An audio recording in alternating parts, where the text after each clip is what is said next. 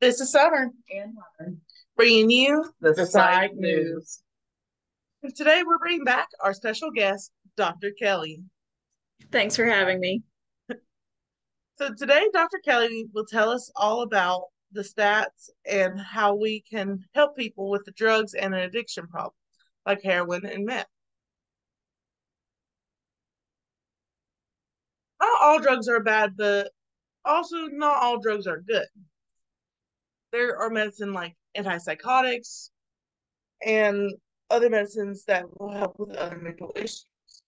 But pharmacists also keep them under controlled substances, like to help people not to get as much medicine, so to help the overdose problem and try to make sure that they don't get more medicine as they need it. But there is also bad ones too that is not handed out by a pharmacy, but is illegal in some other countries and states. Like one has a good use on it, but it's also illegal, which is marijuana. But people, reason why they make them illegal because people can be easily addicted to and again can overdose.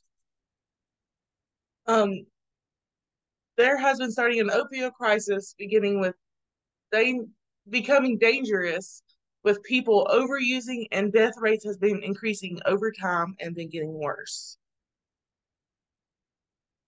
So opioids are actually FDA approved drugs, and it has actually started a crisis, and that started in 1990, and it started with the medicine oxycodone, and this was the first leading death that went to heroin. Over the years, it would get worse, but when the pandemic hit, everyone when the pandemic hit, a lot of people got diagnosed with depression, leading them to depression medicine. And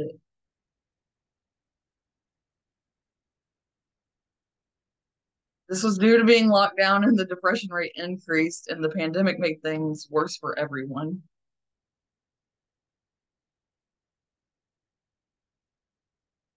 So some of the and then you cut all that out. Yeah. Some of the pros of medications include antagonist drugs such as Narcan, which can be used to reverse the effects of heroin overdose and other overdoses in general. And some medications can also help stabilize mood and help with sleep regulation, and also benefit other mental health conditions. And psychoactive drugs also affect the the central nervous system and the brain function. Now, some of the cons, they're very easily addicted to towards people, where they can make a person get an overdose and get addicted to it. Then also some people, it makes them think that the high is not enough, so they need something stronger to get the same feeling of the high, which can lead to other problems in the future. And then they also have withdrawals that are typically caused by the opposite effect as the drugs.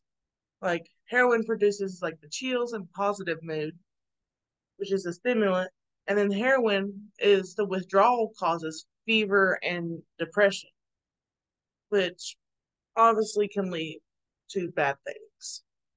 Now to you, Dr. Kelly. Thank you. Um,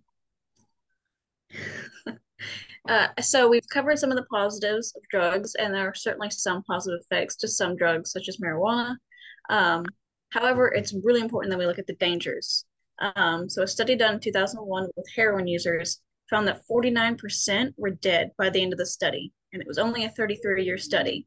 The average age of death was found to be 46, which is very low for the United States. Here in the United States, typically the average male lives to about 72, with the average female living to about 76.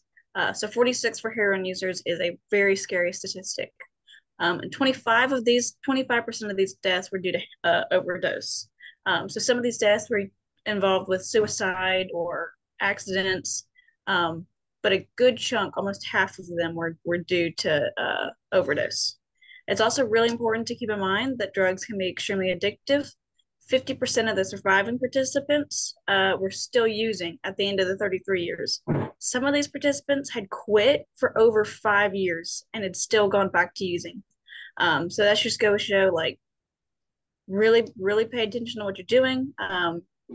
Some of these drugs can be very addictive and it's not so easy to stop. And one final thing on this is to understand the stages of model change. Stages of change model. This is a model that was developed through a course of studies of drug addicts, which found most people move through 6 different stages: pre-contemplation, contemplation, preparation, action, maintenance, and finally termination.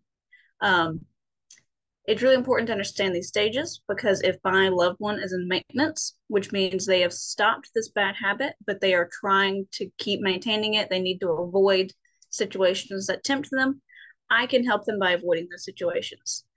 If I know my loved one's in pre-contemplation, I know that they're not even thinking about stopping. And I know that I need to try and show them why it would be helpful and beneficial to them to stop. It's also really important to understand that these are not always linear.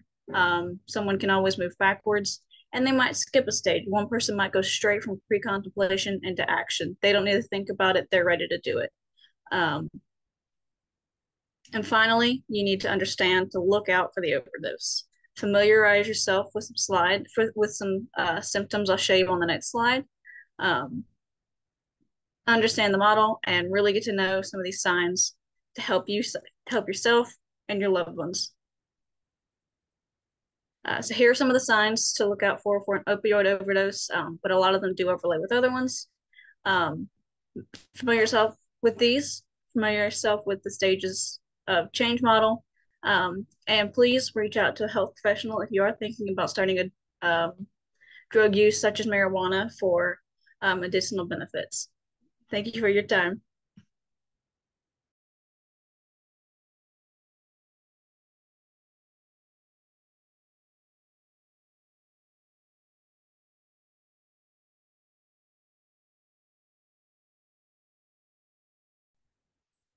Thank you for watching Side news.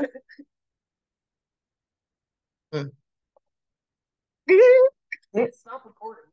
I'm getting there.